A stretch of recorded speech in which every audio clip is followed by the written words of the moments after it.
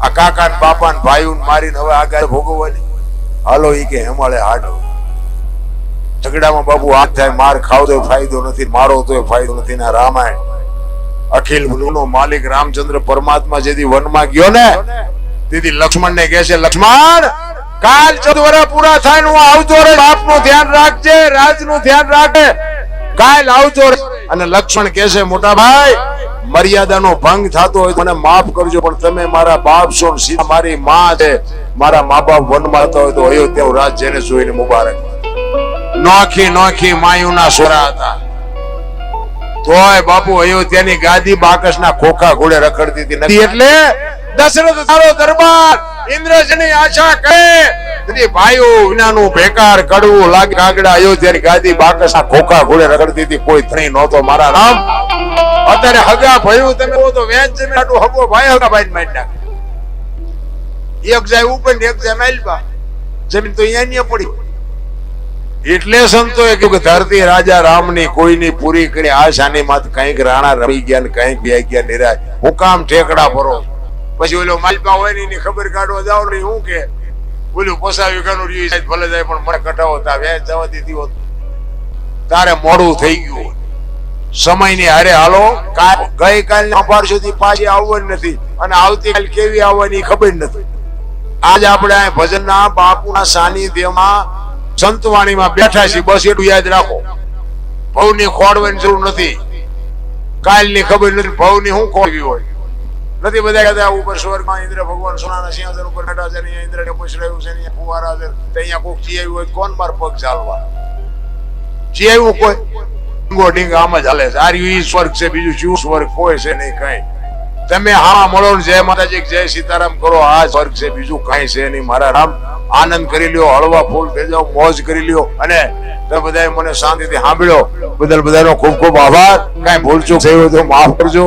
જય માતાજી જય સિયારામ. કારણ કે માગી તો પેલા માગ્યું પડે, તો માગી શકતો પણ હવે માગ્યું રહે અને માગી લેવાય ને. કારણ કે આમાં તો આ વસ્તુ એવી છે ભાઈ કે આમાં ના થવું પડે. એક હાથી જનાવર હોય ને ચોથા માળે લઈ જાવ અને અહીંયાથી પડતું મૂકો, જીવે નો જીવે. શું કામ? વાયરે છે. કીડીને મકોડાને દમ મળે ઘા કરો ને તોય નો મરે. શું કામ? નાના થઈ જાવ નો મરો. પણ નાનું થવું નથી, બધા આમ જ કરે, બાયું ચડાવે. બોલો તમે જો અમે કે પ્રોગ્રામમાં જઈને આખો સ્ટેજ અમે આવ્યા ત્યાં ફરી ગયો. આપણે તમે ગાવ છો તો કે મંજીરું આવડે કે ના, તબલું આવડે કે ના, તો અમને બે આવવા દો અને અમારે આમ બે આવવું પડે. પછી ગામના આયોજન હોય, આયોજક હોય ને ભાઈ અમારા અંબુથી બાપુ આવ્યા છે, થોડાક આગા બેહો, તમને આ બાપુને બોલ દે. ભાઈ બાપુને થોડાક ખેડે. પછી સરપંચ આવે કે સરપંચ છે ગામનો, થોડોક આગળ એમ કરતા જોડામ કાઢે. આદરા જોડા બેઠા હોય કોઈ કે આખો બેસે જોડામ બે આવું જ નથી. એટલા માટે બાપુ દાસીવણ ને 18માં ગુરુ મળ્યા ને બ્રહ્મણા ભાંગી. એમ બાપુ પડવું નથી. કારણ કે દાસી જીવન એટલા બધા જ્ઞાની, એટલા બધા સત્સંગી, જ્યાં જાય અહીંયા ભજનમાં બાપુ બધાને એમ કે કોઈને કાંઈ પણ પ્રશ્ન હોય તો મને કહેજો, હું તમારી શંકાનું સમાધાન કરીશ. આ વાત ઉડતી ભીમસાઈ ના કાને પડી.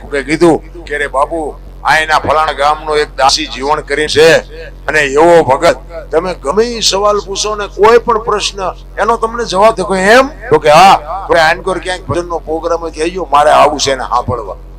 અને ઈ જ ગામમાં પ્રોગ્રામ, અને કોકે કીધું ભીમસાઈ કે બાપુ અહીંયા જીવ સાહેબ નો પ્રોગ્રામ છે, તમારે આવું છે? હા હા રે, મારે તો કીધું ની ઈચ્છા થી સાંભળવાની. અને બાપુ આમ વાય બેઠા આમ જોડામાં અને સંતવાણી ચાલુ કરી. અને પછી કીધું કે કોઈને કઈ પ્રશ્ન મૂંઝવતો હોય તો મને કહેજો, હું તમારી શંકાનું સમાધાન કરી દઈશ. અને બાપુ ભીમ સાહેબ ઉભા થયા. એ કે બાપુ મારો એક પ્રશ્ન છે. તો કે અહીંયા બોલાયો. બોલો શું પ્રશ્ન? એ કે આપની ઓળખાણ, આપ કોણ છો? દાસી જીવન કે બાપુ મને નાનું છોકરું ન ઓળખતું એવું ન બને, તેમ મને નથી ઓળખતા. છોકરું ઓળખતું હશે, હું નથી ઓળખતો. બાપુ દાસી જીવન કે ઈ મારું નામ, ઈ તો કે આ પૂતળાનું નામ, હું તમારું નામ કહું છું.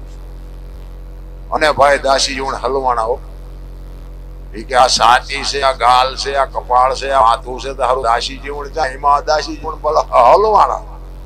એ કે બાપુ એ તો મને ખબર નથી કે તને હું ઠેકડા ભરસ મારા સવાલના જવાબ આપું છું. અમારો એક સવાલ છે, તું સો કોણ? એ મને કે ત્યાં બાપુ પગમાં પડી ગયા દાસી જીવન કે બાપુ મને તો આ નથી ખબર. ત્રીજી એમ કે છે કે ભીમ ભેટ્યા ને પછી ભ્રમણા ભગી. તમને મને આ ભાંગ એવું નથી. તો અહીં બેઠા હોય ત્યાં મજા મજા બહાર નીકળ્યું તો અહીંયા એટલે કીધું લખમણ કાચો પારો જાણ્યો જેવા તેવાથી જીરવો ન જાય. વસ્તુ છે મોટી અને પાત્ર છે છોટા, ઠામ વિના નો ઠેરા. આની માટે ઠામ બનવું પડે.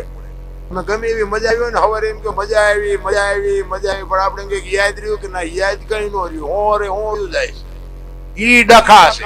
અને જો તમને બધાને યાદ રહે તમે અમને બોલાવો, એ યાદ નથી રહેવું. એની માટે પાત્રતા કેળવવી પડે. એમ નામ નો રે. એક તમને દ્રષ્ટાંત આપું. એક મૂર્તિકાર હતો ને, એને 3 મૂર્તિ બનાવી. 3 મૂર્તિ બનાવી. પહેલાના સમયમાં બાપુ એવું હતું કે કોઈ મૂર્ત બનાવે, કોઈ સારું ભરત કામ કરે, કોઈ સારી મોજ બનાવે, રાજમાં દેવા જાય. રાજા રજવાડા હતા ને કે મારી કલામાં ત્યાં રાજ મને આપે, બાકી મારા નોટમાં ચૂકવી શકે. એક મૂર્તિ કરો તો એને 3 મૂર્તિ બનાવી અને 3 મૂર્તિ લઈ અને એક રાજમાં આવે. એ રાજમાં આવી અને 3 મૂર્તિ આમ મૂકી અને બાપુને કહે છે, બાપુ આ તમારા શોભે એવી છે એટલે હું આ તમારા રાજમાં લાવ્યો. તો કે એ તો બરોબર છે, પણ આની કિંમત શું?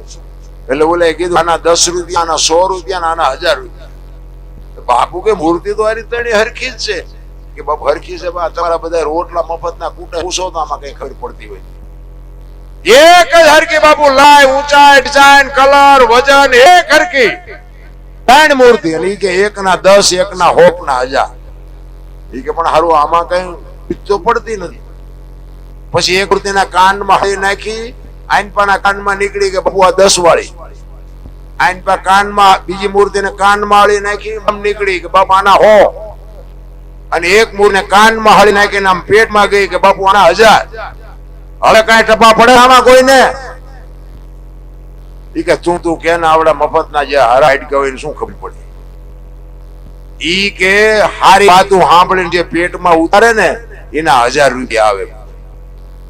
હારી વાતું સાંભળી અને મોઢે જે વખાણ કરે કે અમે જીવન ગઢ્યા ને ભજનની જે મોજ આવી, અને રામભાઈએ મોજ કરાવી, વિવેક બાપુએ મોજ કરાવી, ઓલા દરબાર આવ્યા તેને મોજ કરાવી. કાનેથી સાંભળીને મોઢેથી હારું બોલે ને એના 100 આવે.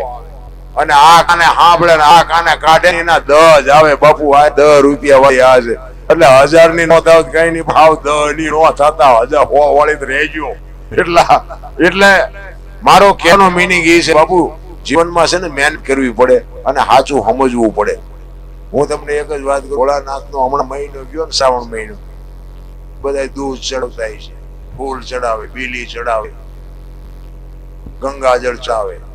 કોઈ 135 વાળો માવો ચડાવ્યો શિવલિંગ માથે, કોઈ 135 વાળો માવો ચડાવ્યો, દારૂ ની કોથળી ચડાવી. કેમ? તમને ખબર હે?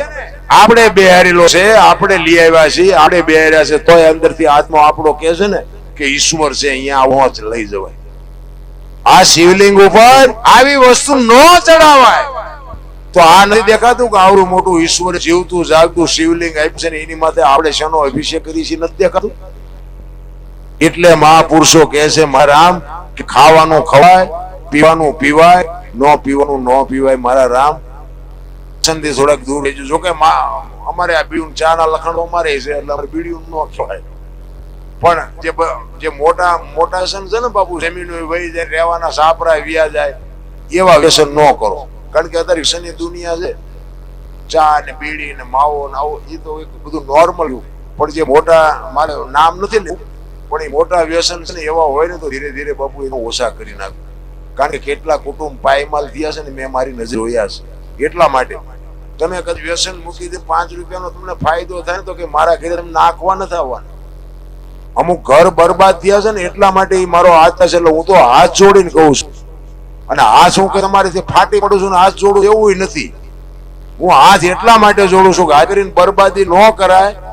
એટલે ઠીક સખણ થઈ ગયું એકદમ ન મૂકીએ કઈ હું સમજી શકું છું, પણ ધીરે ધીરે બાપુ આમાંથી જો છૂટી હરાય તો છૂટી જાય. નકર બાપુ છે ને કોકની લાચારી. હું ગાડી હલાવતો ને, ગાડી, તમને એક ગાડીની વાત, મારો ડ્રાઈવર હતો, હું કંડક્ટર માં હતો ને બાપુ, એને દારૂ વગેરે એક કલાકે નો હાલે. મને પાવાની એટલી બધી મહેનત કરે મેં કીધું તમે કયો તમારા કપડા ધોઈ તો બાકી દારૂ નહીં. એને બીક બીજી કઈ નથી, મને પાવાનો એનો સહી, પણ એને બીક ઈ હતી કે જો આ પીવાનું ચાલુ કરી દે તો મારું શેઠ ને કે નહીં. એને કી હતી કે હું એમ છું નથી પીવું, આ કોક દી કહી દઈશ શેઠ ને મને નોકરીમાં જ કાઢી નાખે. હું જિંદગીમાં નહીં કહું પીવો તમારે પીવાનું, મને શું વાંધો, પણ હું નહીં પીવું. કે ના તારે પીવો પડ્યું. ના, રાતે 2 વાગ્યા હોય ને ગાડી હાલી જતી હોય એમાં પાણી ફાળી જાય ને તો અહીંયા ગાડી ઉભી રાખે ને એમ કે ગાડી ધોઈ નાખી. એવો મને એમ રાતે 2 વાગે ગાડી ધોવે, નકર કે દારૂ પી. ના, હું ગાડી ધોઈ દારૂ. અને એને જ્યાં સુધી દારૂ ન મળે ને ત્યાં સુધી બાપુ ખાય ને ઈ ખાય ને ત્યાં મને ખાવા રહે નહીં. પણ ચોય બાપુ હું અડ્યો નહીં, વેઠતો પડે એમના બાપુ કઈ છે નહીં. હું બીજા રાજ્યમાં જીવો, અહીંયા બહુ તમે જોવો તો દારૂ ની રેલમ સેલમ છે. અહીં તો કઈ તકલીફ છે, બહાર તો કઈ તકલીફ નથી. પણ સિદ્ધાંત થી જીવાય, મારો કહેવાનો અર્થ એ છે. બાકી આ 5 જણા વચ્ચે જો જગ્યા થતી હોય ને તો મારા નાતે મારા મા બાપ ની કઈ કૃપા હશે, બચી ગયો. નકર બાપુ હું ક્યાંય નો ક્યાંય હોત. એટલા માટે સમય ની બલિયારી, સમય બલવાન નહીં પુરુષ બળવાન. બે અર્જુન ને લૂંટ્યો હોય ધનુષ હોય બાણ. જય માતાજી, જય સિયારામ.